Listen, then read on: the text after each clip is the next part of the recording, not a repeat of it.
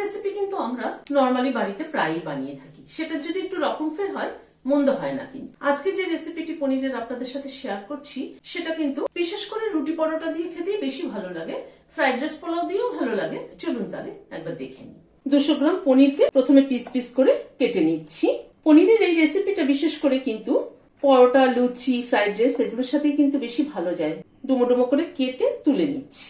নুন ছড়িয়ে দিলাম, সামান্য একটু কাশ্মীরি রেড চিলি পাউডার ছড়িয়ে দিলাম, অল্প একটু কসুরি মেথি রোস্ট করে হাতে গুঁড়ো করে দিয়ে দিচ্ছি, একটু হোয়াইট অয়েল দিচ্ছি, অল্প একটু লেবুর রস দিয়ে দিলাম। হালকা হাতে পনিরটাকে মেখে নিচ্ছি।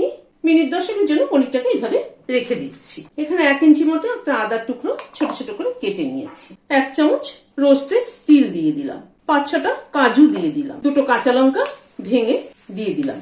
অল্প একটু জল দিয়ে একটা পেস্ট তৈরি করে নিচ্ছি। হোয়াইট অয়েল দিচ্ছি, পনিরগুলো দিয়ে দিচ্ছি। পনিরগুলোকে হালকা করে একটুখানি টস করে নিচ্ছি।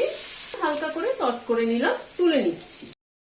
তেলে প্রথমে একটা জয়িত্রী হাফটা দিয়ে দিলাম, 2টো ছোট এলাচ মাথাটা ফাটিয়ে দিলাম, 2টো লবঙ্গ দিলাম, 1 টুকরো দারচিনি দিলাম। ফোড়নটাকে আগে একটু ক্র্যাক করিয়ে নিচ্ছি। এই পনিরের রেসিপিটিতে কিন্তু এই জয়িত্রীর ফ্লেভারটা দারুণ সুন্দর আসে। জয়িত্রী আমি প্রথমে ফোড়নে দিলাম, ফোড়নে না দিয়ে কিন্তু লাস্টে গুঁড়ো দিয়ে নামালেও হয়। এরপরে এখানে 2টো পেঁয়াজ খোলাটাকে খুলে নিয়েছি, সেটা দিয়ে দিলাম। পেঁয়াজটাকে একটুখানি হালকা টস করে নিচ্ছি। এখানে একটা ক্যাপসিকাম এরকম ডুমো ডুমো করে কেটে নিয়েছি, সেটাও দিয়ে দিলাম। একটা টমেটো এরকম মানে সিডটাকে ফেলে দিয়ে টুকরো টুকরো করে এরকম ডুমো ডুমো করে কেটে নিয়েছি, দিয়ে দিলাম। একটুখানি হালকা করে টস করে নিচ্ছি। মিনিট 2 মতো একটু নাড়াচাড়া করে নিলাম। মশলার পেস্টটাকে দিয়ে দিচ্ছি, কন্টেনারটা ধুয়ে দিয়ে দিচ্ছি। মশলাটাকে একটু নাড়াচাড়া করে নিচ্ছি। নুন দিলাম 1/2 চামচ, কাশ্মীরি রেড চিলি পাউডার দিলাম 1/2 চামচেরও কম। মশলাটাকে একটুখানি কষিয়ে নিচ্ছি। মিনিট 2 মতো একটু নাড়াচাড়া করে নিলাম। গ্যাসের ফ্লেমটাকে একদম কম করে দিয়েছি। এখানে 2 টেবিল চামচ মতো টক দই ফেটিয়ে নিয়েছি, সেটা দিয়ে দিলাম। টক দইটা দিয়ে আবার একটুখানি নাড়াচাড়া করে নিচ্ছি। মিনিট 2 মতো একটু নাড়াচাড়া করে নিলাম।